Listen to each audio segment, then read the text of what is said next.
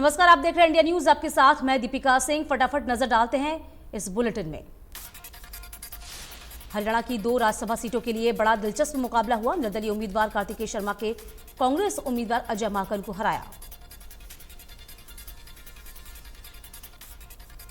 राज्यसभा चुनाव में निर्दलीय उम्मीदवार कार्तिकेय शर्मा ने कांग्रेस के अजय माकन को हराया। कार्तिकेय शर्मा को मिले 29.66% वोट। सीएम मनोहर लाल ने कार्तिकेय शर्मा को दी बधाई।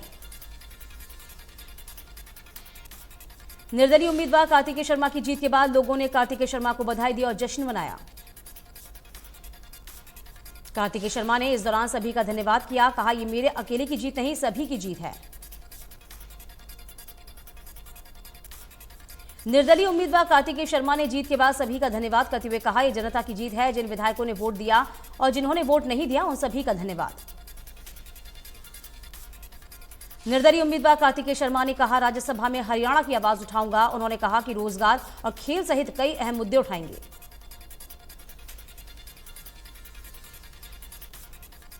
कार्तिकेय शर्मा को बीजेपी और जेजेपी का समर्थन था। 2 राज्यसभा सीटों के लिए शुक्रवार सुबह मतदान शुरू होने के साथ ही दिन भर हाई ड्रामा देखने को मिला। वहीं मतगणना निर्धारण के समय 7.5 घंटे के बाद आधी रात से ही शुरू हुई और देर रात करीब 2:30 बजे नतीजे घोषित हुए। हरियाणा के कैबिनेट मंत्री देवेंद्र सिंह बबली ने राज्यसभा में चुने गए निर्दलीय प्रत्याशी कार्तिकेय शर्मा और कृष्णलाल पंवार को बधाई दी। उन्होंने कहा कि दोनों प्रदेश के हित की आवाज को मजबूती से उठाएंगे। निर्दलीय उम्मीदवार कार्तिकेय शर्मा की जीत पर जेजेपी जिला अध्यक्ष जसविंदर सिंह खेहरा ने कार्तिकेय शर्मा को बधाई देते हुए कहा कि उन्हें उम्मीद है कि कार्तिकेय शर्मा लोगों की आवाज का सही प्रतिनिधित्व करेंगे।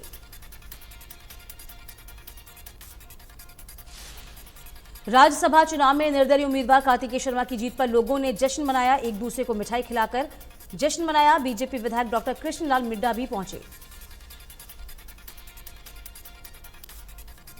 कृष्णलाल मिड्डा ने कहा, कार्तिकेय शर्मा से लोगों को बहुत उम्मीद है और वे उनकी उम्मीदों पर खरा उतरेंगे। इस मौके पर विधायक कृष्णलाल मिड्डा के साथ कई मौजूद लोगों ने भी कार्तिकेय शर्मा को जीत की बधाई दी। अजय माकन को 30 वोट मिले, 1 वोट रद्द हुआ, इसीलिए उनके 29 वोट ही काउंट हुए। शनिवार सुबह 2:24 पर निर्दलीय उम्मीदवार कार्तिकेय शर्मा की जीत की घोषणा हुई। वहीं भाजपा के उम्मीदवार कृष्ण पंवार ने भी जीत दर्ज की है। पंवार को 31 वोट मिले। इसके बाद सीएम मनोहर लाल पहुंचे और उन्होंने दोनों राज्यसभा सांसदों को जीत की बधाई दी।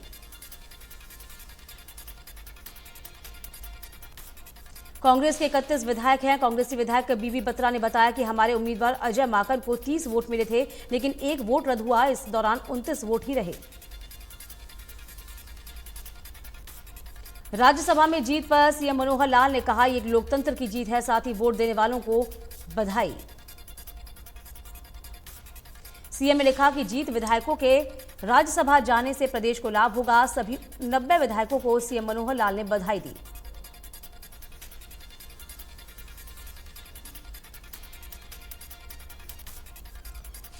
सीएम मनोहर लाल ने कहा, अपनी अंतरात्मा की आवाज से वोट दिया है। वोट देने वालों की आस्था मोदी सरकार में है। जीत की सूचना मिलने पर सीएम मनोहर लाल विधानसभा पहुंचे और उन्होंने कहा कि हमारे दोनों उम्मीदवार जीत गए हैं। एक हमारे उम्मीदवार थे और दूसरे निर्दलीय उम्मीदवार थे, जिन्हें हमने समर्थन दिया। वहीं सीएम ने कहा कि कांग्रेस ने 1 सप्ताह अपने विधायकों के प्रशिक्षण दिया, फिर भी जीत नहीं सके। हमने एक ही दिन में प्रशिक्षण दिया और जीत गए।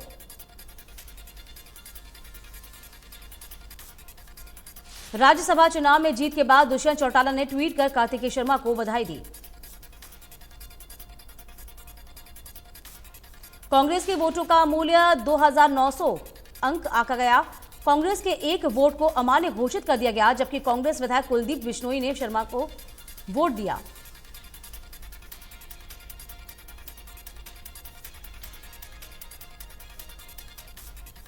निर्दलीय उम्मीदवार कार्तिकेय शर्मा की जीत पर हरियाणा की जनता में खुशी की लहर। घरोंडा के लोगों ने कहा कि कार्तिकेय शर्मा की जीत से बेहद खुशी है। वहीं लोगों ने यह भी कहा, कार्तिकेय शर्मा हरियाणा की आवाज को राज्यसभा में उठाएंगे।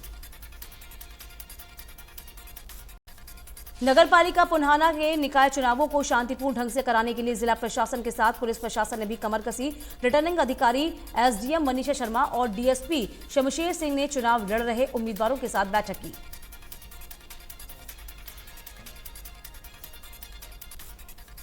रिटर्निंग अधिकारी एसडीएम चुनाव को लेकर अगर जिला प्रशासन से किसी तरह की कोई जानकारी हासिल करनी है या फिर किसी तरह की कोई शंका है तो बेझिझक खुलकर बातचीत कर सकता है। वहीं डीएसपी पुन्हाना ने कहा कि नगरपालिका पुन्हाना को पूरी तरीके से सील कर दिया गया है।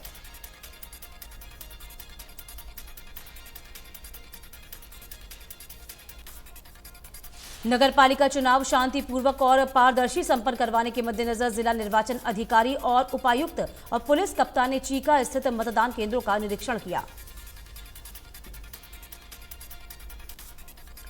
निकाय चुनाव का काउंटडाउन शुरू हो चुका है। अब महज कुछ ही दिन शेष हैं। इसके बाद जिले में लाइसेंसी हथियार पुलिस थाने में ही जमा नहीं हो पाएंगे।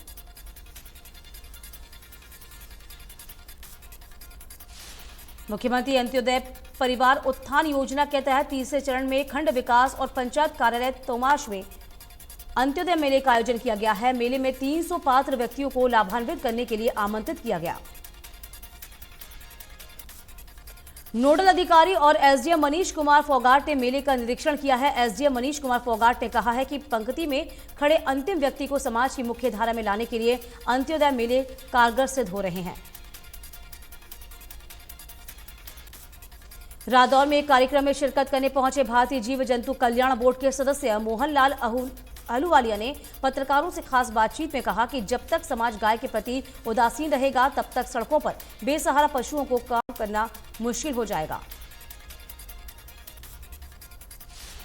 मनोहरलाल अहलूवालिया ने कहा है कि सरकार गौशालाओं में चारे और पानी की कमी न हो, इसके लिए गौशालाओं को उचित अनुदान राशि जारी कर रही है ताकि इसके अभाव में गाय सड़कों पर बेसहारा न घूमे।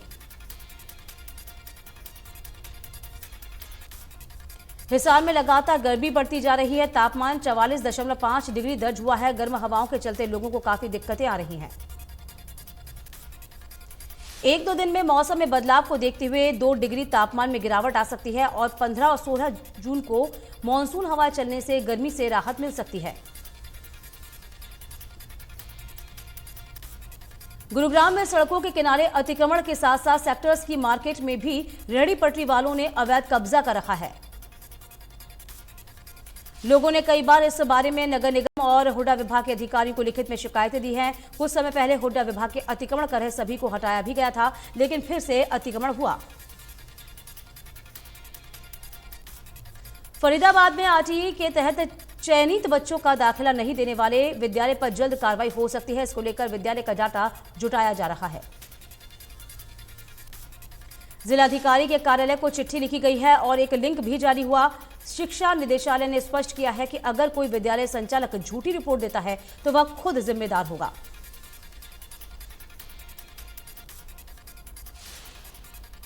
निकाय चुनाव को कुछ ही दिन शेष हैं। 19 जून को मतदान होना है। पिंजौर कालका में लोगों का कहना है कि विकास के लिए इलाका तरस रहा है। फरीदाबाद के मोहना गांव में सरकारी स्कूल में घटिया सामग्री का इस्तेमाल करने का मामला तूल पकड़ता जा रहा है। आरोप है कि मिलीभगत से निर्माणाधीन बिल्डिंग में घटिया सामग्री का इस्तेमाल किया जा रहा है। स्कूल की दीवारों में लाल पीली पेटी की ईंटों का इस्तेमाल किया जा रहा है, जिससे आने वाले दिनों में कोई भी बड़ा हादसा भी हो सकता है। इस मामले पर पूर्व विधायक पंडित टेक चंद शर्मा ने विजिलेंस टीम से कार्रवाई करवाने की मांग की।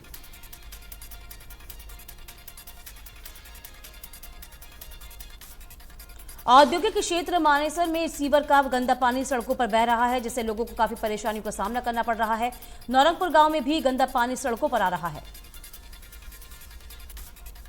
जिस पर निगम के अधिकारी कोई ध्यान नहीं दे रहे। यही हाल 7 सेक्टर का भी है, जहां पर सीवर के ओवरफ्लो होने से सड़क पर पानी भर जाता है। लोगों को काफी दिक्कतों का सामना करना पड़ता है।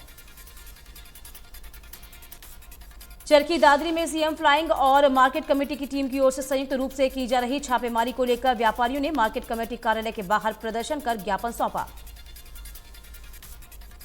व्यापारियों का कहना है कि पिछले 1 महीने से व्यापारियों को छापेमारी के नाम पर परेशान किया जा रहा है, जिसके चलते दुकानें 2 घंटे भी नहीं खुल पाती और व्यापारियों का धंधा चौपट रहता है। होटल में एकादशी के अवसर पर नेशनल हाईवे 19 पर पुलिस अधीक्षक राजेश दुग्गल के आदेश पर वाहनों को रोक रोक कर मीठा पानी पिलाया गया। साथ ही एकादशी के मौके पर पुलिस ने जगह जगह भंडारे का आयोजन भी किया। अनूप सिंह थाना प्रभारी ने बताया कि हाईवे पर पानी पिलाने का कार्य 2 दिन तक चलेगा। खेलो इंडिया यूथ गेम्स 2021 के लड़कियों की कबड्डी टीम अंडर 18 की विजेता खिलाड़ी गीत शर्मा का गांव पहुंचने पर ग्रामीणों ने जबरदस्त स्वागत किया। गीत शर्मा के पिता कबड्डी कोच संजय शर्मा ने बताया कि गीत ने हरियाणा टीम की तरफ से प्रतिनिधित्व किया था। अंतिम मुकाबला महाराष्ट्र के साथ था, जिसमें हरियाणा टीम का स्कोर 27 के मुकाबले 52 रहा। पुन्हाना उपमंडल के बड़े गांव बिछौर के ग्रामीण पेयजल समस्या को लेकर वीरवार को पुन्हारा एसडीएम कार्यालय पहुंच गए, जहां उन्होंने एसडीएम को पानी की समस्या से अवगत कराया। इसके पहले भी ग्रामीण कई बार विभाग के अधिकारियों को पानी की समस्या से अवगत करा चुके हैं, लेकिन अधिकारी ग्रामीणों की एक बात सुनने के लिए तैयार नहीं है।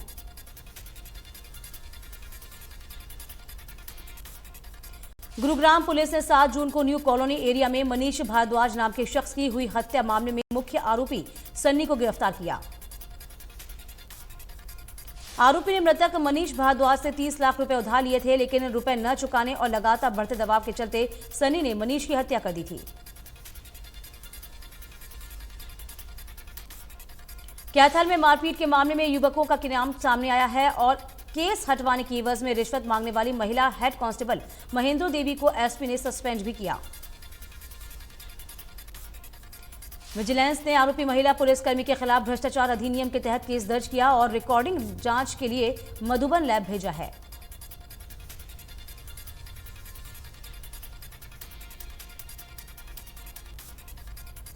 कैथल में सब्जी मंडी की एक आढ़ती को घर और चिट्ठी और कारतूस भेजकर 20 लाख रुपए रंगदारी मांगने का एक मामला सामने आया। वहीं शिकायत के आधार पर पुलिस मामले की जांच में जुटी है। पीड़ित आढ़ती ने पुलिस को शिकायत में बताया है कि वो मंडी से काम निपटाने के बाद जब अपने घर पहुंचे तो घर के दरवाजे पर एक पीले रंग का लिफाफा मिला। इसे खोलने पर देखा कि उसमें एक चिट्ठी और कारतूस है।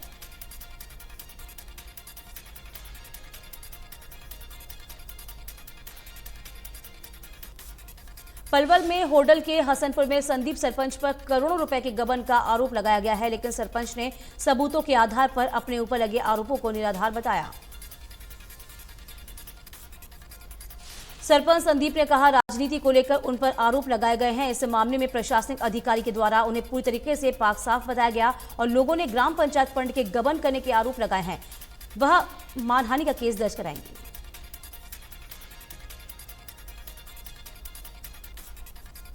हरियाणा के जगाधरी एक्साइज विभाग के अधिकारी को 20,000 की रिश्वत देते रंगे हाथों गिरफ्तार किया गया। पंचकुला से आई विजिलेंस की टीम ने शराब ठेकेदार की शिकायत पर छापामारी की है।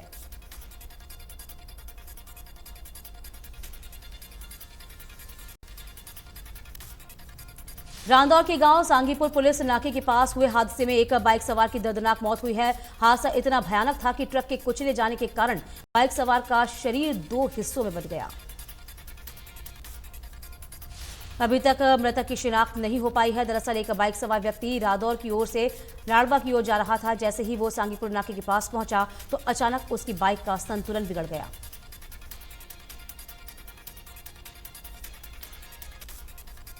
सिद्धू मूसेवाला की हत्या की जिम्मेदारी लेने वाले गोल्डी बराड़ के खिलाफ रेड कॉर्नर नोटिस जारी हुआ है। सीबीआई की ओर से भेजे गए आग्रह के 8 दिन के अंदर ही ये नोटिस जारी कर दिया गया। मूसेवाला की हत्या का आरोपी गोल्डी बराड़ फिलहाल कनाडा में है। अधिकारियों ने बताया है कि पंजाब पुलिस ने 2 पुराने मामलों में 30 मई को बराड़ के खिलाफ रेड कॉर्नर नोटिस भी जारी करने की मांग की थी। चरखी दादरी जिले के गांव रुदडोल में मामूली कहासुनी को लेकर बेटे के ससुराल वालों ने पिता के साथ मारपीट की। बुजुर्ग ने उपचार के दौरान दम तोड़ दिया। सूचना मिलने पर मौके पर पहुंची पुलिस ने बेटे के बयान पर उसके ससुराल वालों के 6 नामजद 19 अन्य लोगों के मामले और दर्ज करवाए कार्रवाई की मांग की है।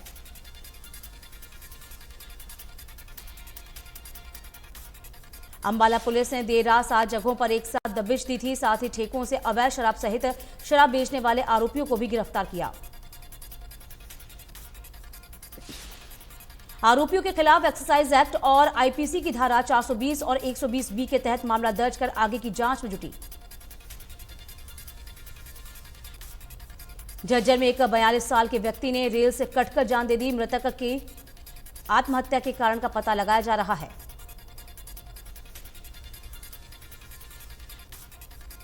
वल्लभगढ़ में सिंचाई के पानी को लेकर झड़प हुई है, जिसमें 4 लोग घायल हो गए हैं। बीजोपुर गांव में खेतों में सिंचाई का विरोध करने पर दूसरे पक्ष ने एक युवक पर हमला कर दिया। 4 लोगों को चोटें आईं।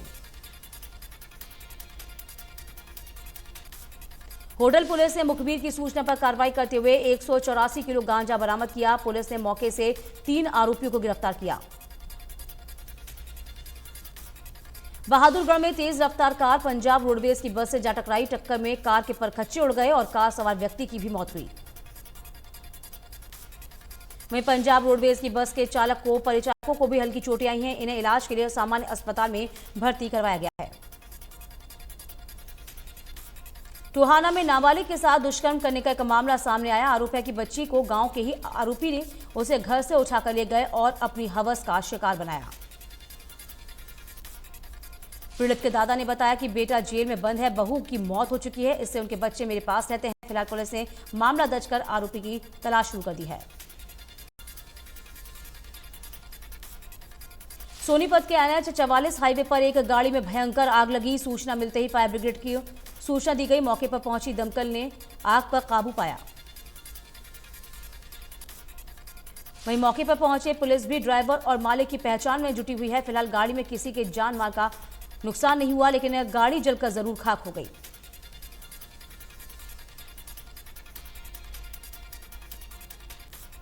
दिल्ली के पटियाला हाउस कोर्ट लॉरेंस को स्पेशल सेल की टीम लेकर पहुंची, जहां एक बार फिर से लॉरेंस से सवाल हुए। लॉरेंस से सलमान खान को धमकी देने को लेकर भी सवाल किए गए, लेकिन लॉरेंस ने किसी भी सवाल का जवाब नहीं दिया। इस दौरान लॉरेंस ने कई चौंकाने वाले खुलासे भी किए। गुजरात में पीएम नरेंद्र मोदी ने गुजरात गौरव अभियान के तहत नवसारी में कई विकास परियोजनाओं का उद्घाटन और शिलान्यास किया। नवसारी से दक्षिणी गुजरात के आदिवासी गांव में रहने वाले 4.5 लाख लोगों को नल का पानी सुनिश्चित करने वाली एस्ट्रोल परियोजना का लाभ मिलेगा। इस दौरान प्रधानमंत्री ने जनसभा को भी संबोधित किया।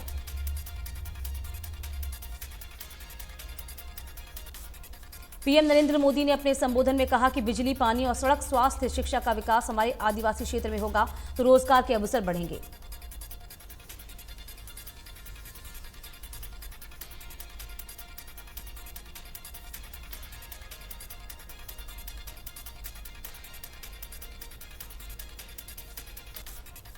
पीएम मोदी ने कहा, 8 साल पहले आपने मुझे राष्ट्र सेवा की भूमिका के लिए भी दिल्ली भेजा था। इस दौरान हमने विकास के सपने और आकांक्षाओं को करोड़ों नए लोगों, अनेकों नए क्षेत्रों को जोड़ने में सफलता प्राप्त की।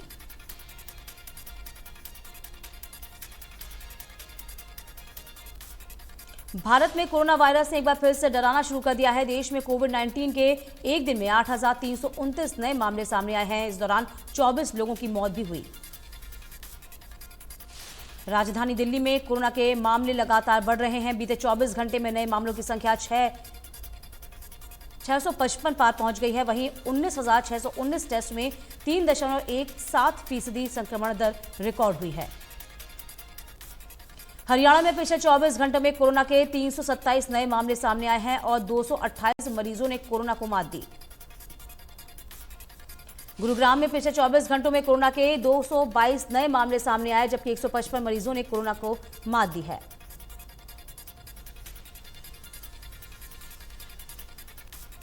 भूल भुलैया 2 का टिकट खिड़की पर अभी भी जलवा कायम है। भूल भुलैया 2 के 21वें दिन भी कलेक्शन की बात करें तो औसत गति से इस फिल्म में 1.75 करोड़ रुपए कमा लिए। इस फिल्म का कुल कलेक्शन 163.3 करोड़ रुपए हुआ है।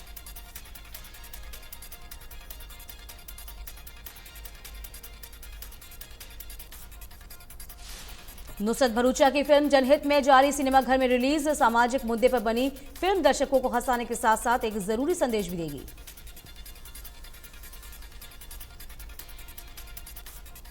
कार्तिक आर्यन अभिनीत शॉर्ट फिल्म सिलवट 12 जून को जिंदगी चैनल पर रिलीज होने के लिए पूरी तरीके से तैयार है। सिलवट में कार्तिक के साथ मेहर मिस्त्री भी नजर आएंगी। भारत के सबसे बड़े प्रोडक्शन हाउस से एक यशराज फिल्म्स ने सपोर्ट से बनी सम्राट पृथ्वीराज को भारी नुकसान हो रहा है। ज्यादातर जगहों पर दर्शकों की संख्या कम होने के चलते शोज कैंसिल भी करने पड़े।